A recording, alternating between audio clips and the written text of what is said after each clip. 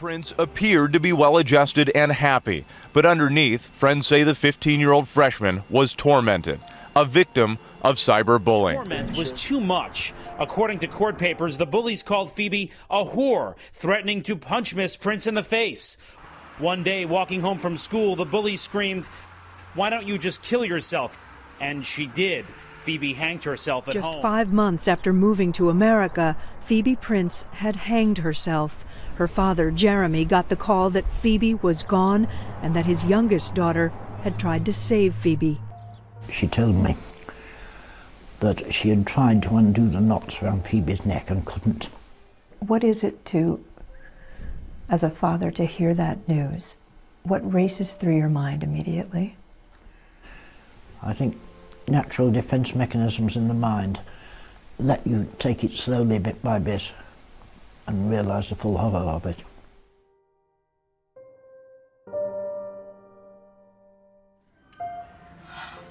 The first thing that I think as an educator I need to do is to listen to determine whether it is really a bullying situation. If that is the case, then what I will do is, as accurately as possible, record what I've heard and contact security. If it is an emergency situation, I'll call security. If not, I will fill in an incident report. And the incident report will give the exact dialogue of the bullying situation. If that is then done, then appropriately security will be able to contact that individual to interview them to decide whether or not this person is being a direct threat to another.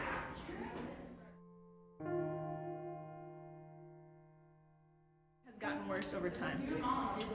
I think that the threats of bullying have gotten worse simply because as a society,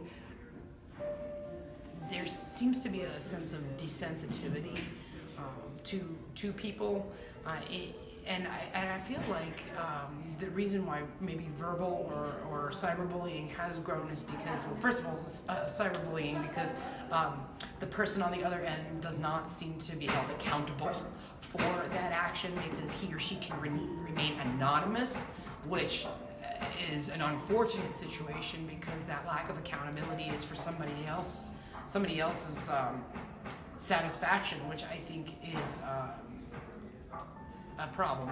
In addition, I think that verbal or vocal bullying begins with joking, and I feel like that's escalated simply because somebody can, and in this day and age, somebody can just say to you, "Oh, well, I was just kidding with him or her. This is something that we have back and forth," and it's really tough to determine whether it's serious or not. But I feel like it really has escalated because of what we see in the media, what we see other people, other leaders, other officials being able to comment about one another and get away with. I feel like that kind of drips down to society, and then they have the preconceived notion that what they say and do toward others is acceptable.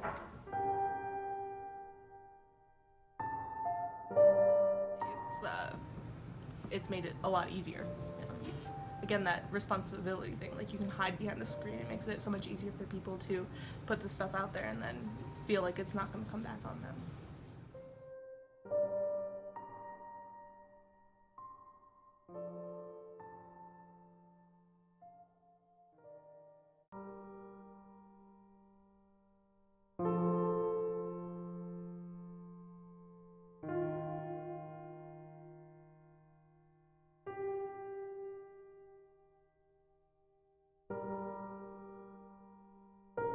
The so-called mean girls broke down. Kayla Neri now admits she bullied 15-year-old Phoebe Prince at school and online. I am sorry.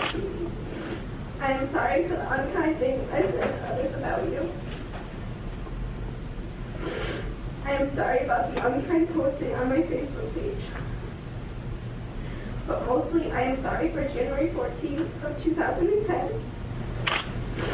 In the library and in the hallway when I laughed with someone I was with shouting humiliating things at you. I am truly sorry to Phoebe for my role in this tragedy and to the Prince family, who I know has been suffering since that awful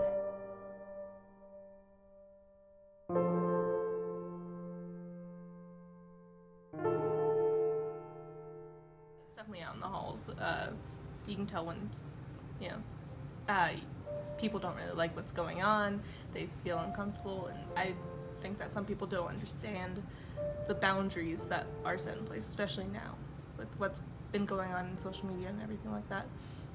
And people often cross those boundaries, and sometimes don't realize it, and sometimes they do. But you can definitely tell the discomfort in certain people.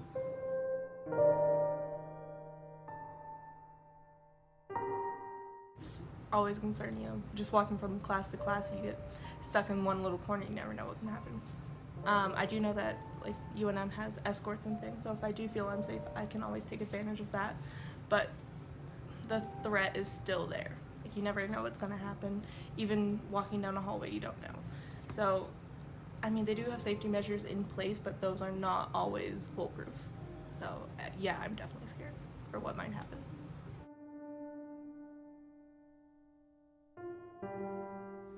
I'd say they deal pretty well. A lot of the teachers, on the first day, when they go over the syllabus, a lot of them have a section where they go over that if students report any sexual harassment or anything like that, they are automatically obligated to report it to someone. But there are some safe places. I think the LGBTQ Center and the Female Resource Center also are places I think that you can go to be anonymous and have someone talk it over with instead of going straight to the police. So I'd say they do a pretty decent job. Girls ask for an escort across campus. Oh, that's a good question. What would you say? I mean, like, it really depends, like, if there's a lot of traffic, like, a lot of times, like, Saturday or, like, Friday nights, like, they ask for escorts. Usually we do, like, 2 or 3 Friday and Saturday. I would assume most of the time though they're with friends. Yeah. And so, I mean, anytime they're traveling with friends, they have this a little more invincibility. Yeah, usually when they're, like, by themselves, like, I think the most I've had to do in a night is probably 3, so. What is your advice for incoming freshmen to remain safe on campus? Mine would be lock your room door. Even in the apartments, lock your room door, because you still have other apartment mates and you don't know their friends that are coming in and stuff, so you just lock your room door. That's the number one. So that takes care of property as well as just people randomly wanting to walk in and see what's open. And last one, how many cases of sexual assault do you deal with on campus? Do we deal with as far as student security? I mean, there's been, like, domestic violence and issues like that, but most of the time we relay it to UNMPD, and they're the ones who handle like subjects like that. Or we'll also, UNMPD as well as the Res Ed staff, like the hall coordinators in the buildings. Student security is a mandatory reporter, so if we get wind of anything, then they report it.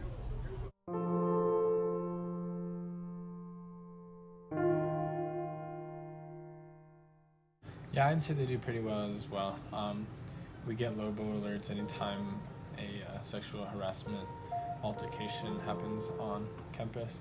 And as soon as it goes out, hopefully within a few hours, we get a text knowing that the victim has been apprehended and letting us know where they were headed when the incident happened, so we can be on a watch out for the person. They also give us a description as well as if they were armed or not. So I think they do a pretty good job keeping us updated with Lobo alerts.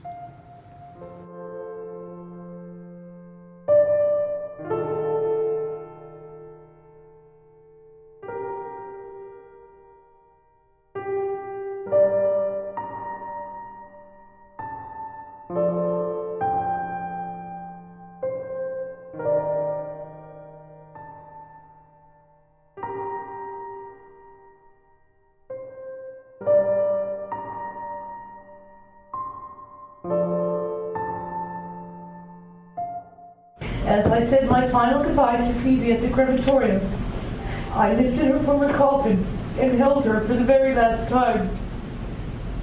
My little girl, once so full of life, was now so cold. I wept and asked her, what am I going to do? Phoebe ended her pain brought about by harassment. Harassment that could easily have been stopped if any of those involved had ever reached inside themselves to find their own compassion.